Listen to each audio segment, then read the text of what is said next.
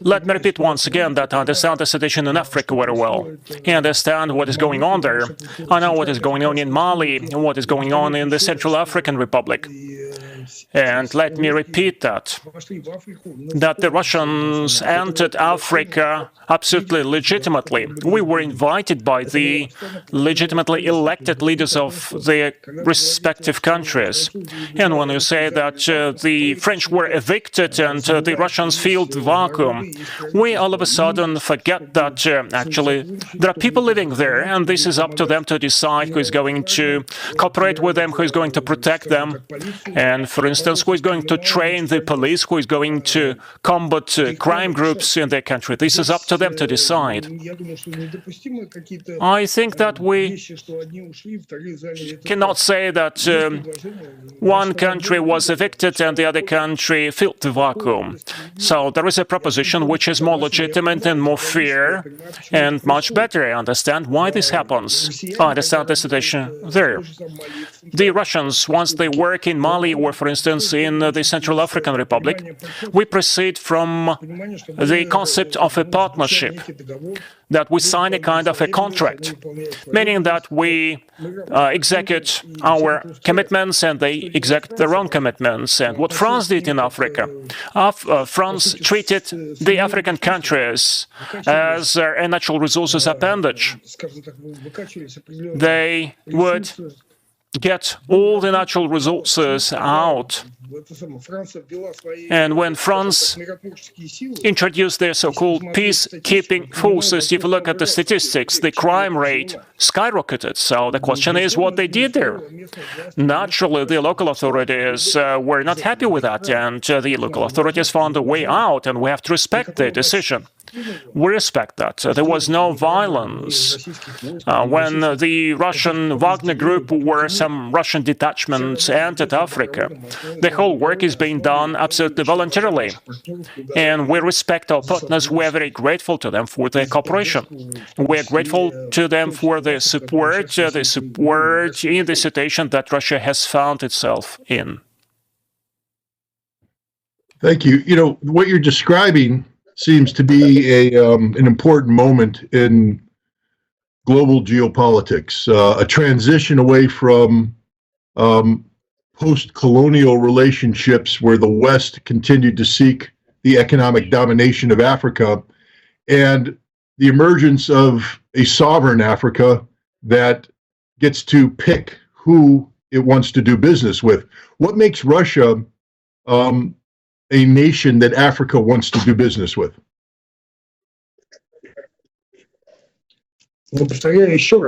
Well, let me stress that once again. We are fighting for a multipolar world. We are against the hegemony of one country, of one power in the world.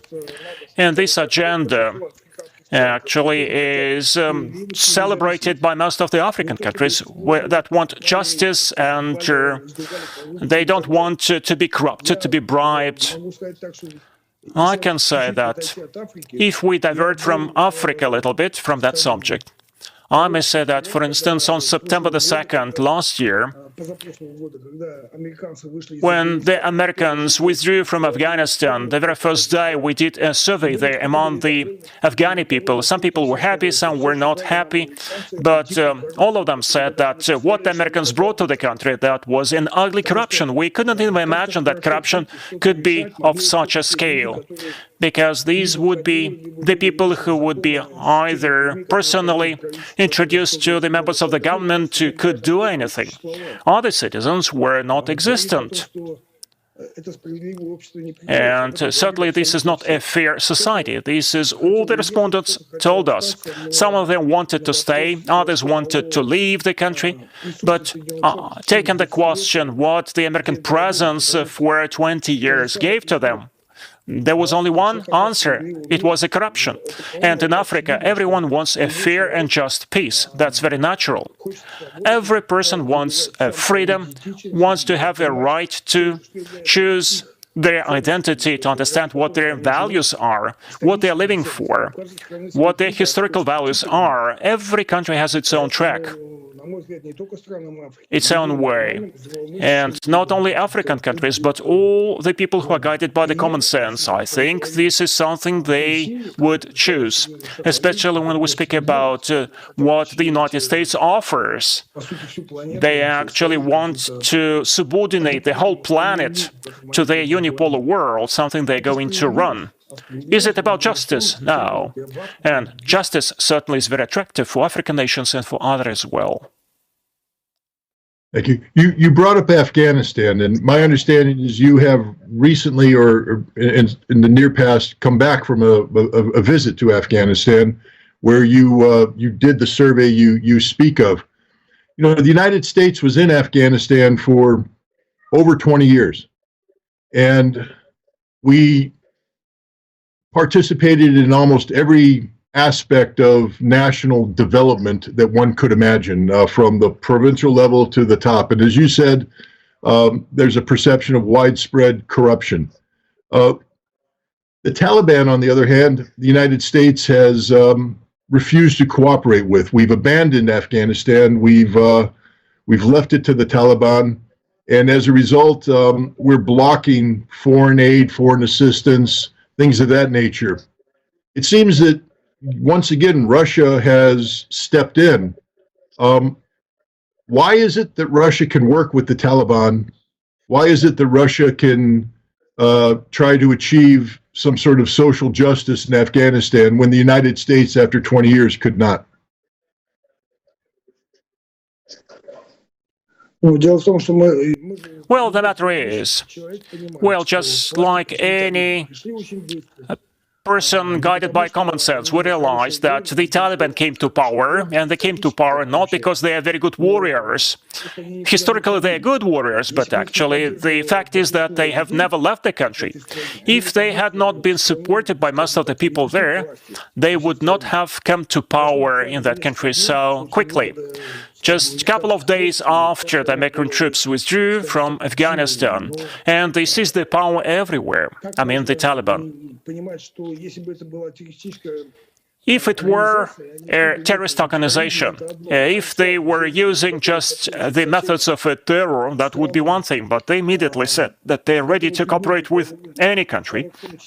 They are ready for any negotiations, including the United States, if the terms are equal. And they said, we do not want any terrorism, we want to build our own state. Many questions, for instance, how they treat the women, these questions are quite controversial, quite arbitrary, but nevertheless, the Taliban is now running the state. We cannot deny that. Why should not we cooperate with them? Why should we doom such a country with big historical traditions to a hunger? The situation there is very dire, for instance, when it was snowing in Kabul, there were shortages of food and people were frozen to death, but any humanitarian aid would be blocked. Naturally, some support was needed, and for instance, the United States brought the country to such a dire situation. Now they are blocking humanitarian aid. I cannot find a proper word to define that. But Russia builds certain relations with the Taliban, and that's the very right thing to do. We should not disregard Afghanistan, because it is next to our borders, it is next to our neighbors, next to our partners. Afghanistan certainly impacts them. It would be a silly thing not to interact with them in some aspects. Again, there are some controversial issues in our dealings, but they are ready to discuss them. They are ready to meet. They are ready to raise these questions. They are ready for cooperation. Again, being equal, respecting each other. One thing I've noticed in this entire discussion we've had so far is a trend that has Russia being invited to come into a country and work in a cooperative fashion with that country. This doesn't just happen out of the blue. There has to be some sort of preparation that's done in advance. Are you the guy that does the preparation? Are you the guy that goes in and establishes the initial relationships with between Russia and other nations?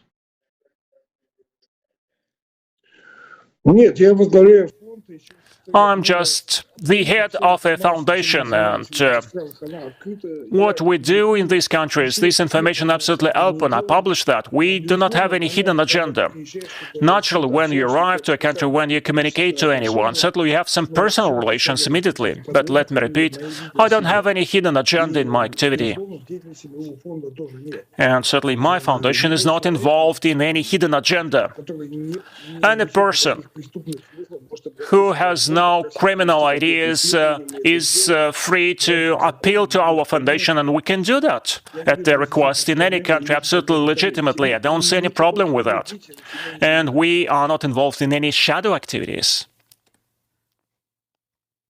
Just a sort of a joke, but if I invited you to come to America, do you think you could help us fix our problems here?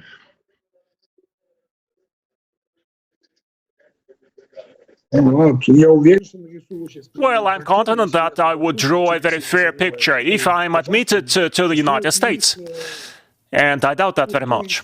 But will they be happy with the real picture, with the true picture? That's another question. I think that the Americans, or the American authorities, they understand everything. No, I agree. But certainly, if there is a possibility, I will come. Go ahead. Well,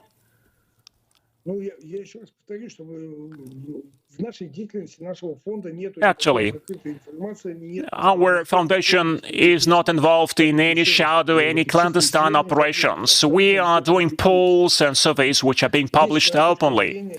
We have our own point of view that I express, and sometimes it can be challenged. For instance, France did that, and I talked to many reporters, and what I was surprised, I cannot remember that, it was many years ago.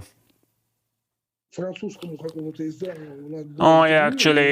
had an interview with some French media, and then this French reporter started showing screenshots of her smartphone that was taken away, of my smartphone, that was taken away by terrorists in Libya from me.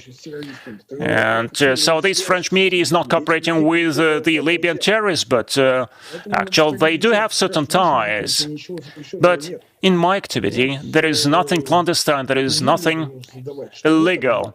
But what these people, the French reporters, did in Libya, when we were captured in Libya, it was provoked by the Secret Service of the United States.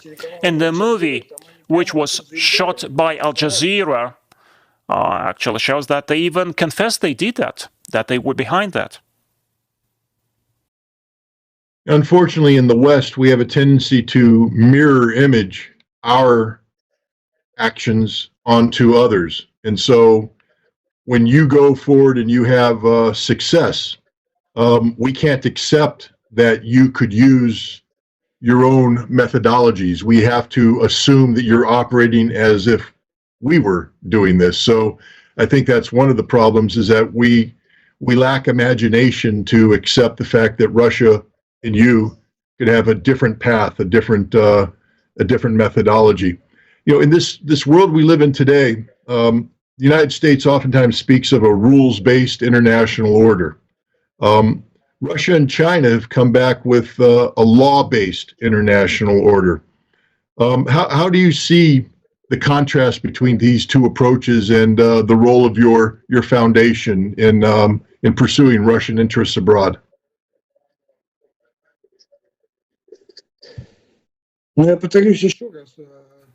Let me repeat once again, my foundation is aimed at showing the truth to the people, to show what is really going on.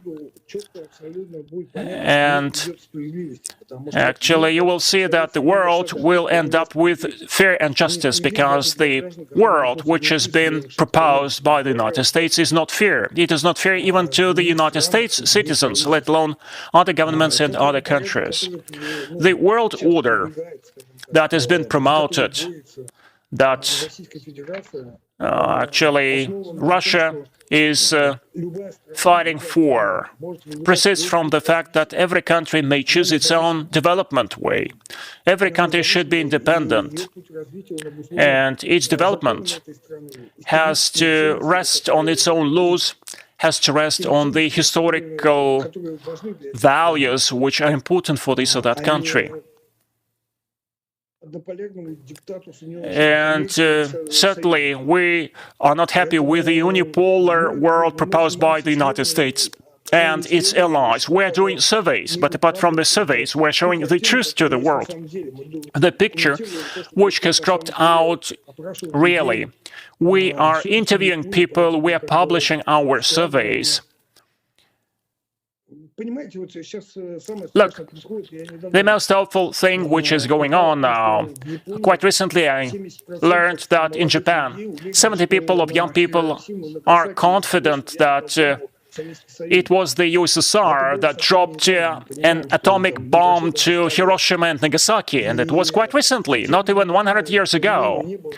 And actually then there were no chances that it could be televised, that everything could be put on record and could be shown objectively, but now we can do that. And the very essence of my activity, the very idea of my activity is to tell people the truth, to tell people what is going on really. And this is up to a person to choose how to develop, how to evolve. For instance, if you show to a person what you want to show, then this person will never have an option, will never have an alternative. We are very grateful to all the media, including you. Thank you for proposing an alternative picture. This is part of the contribution to that truth, to that true picture. Well, thank you very much. You know, it seems that what you're saying is that you want to provide an international audience with access to information that allows them to form their own opinions, that you are promoting a dialogue, a discussion, and that it seems that those who are opposed to you are trying to shut you down. For instance, in the United States, we have sanctioned you. I believe Europe has sanctioned you. And sanctioning is a vehicle of silencing. So here you have a chance to speak to an American audience. What would you tell the American audience about your work, and what could you do to help promote U.S.-Russian relations if that opportunity ever came up?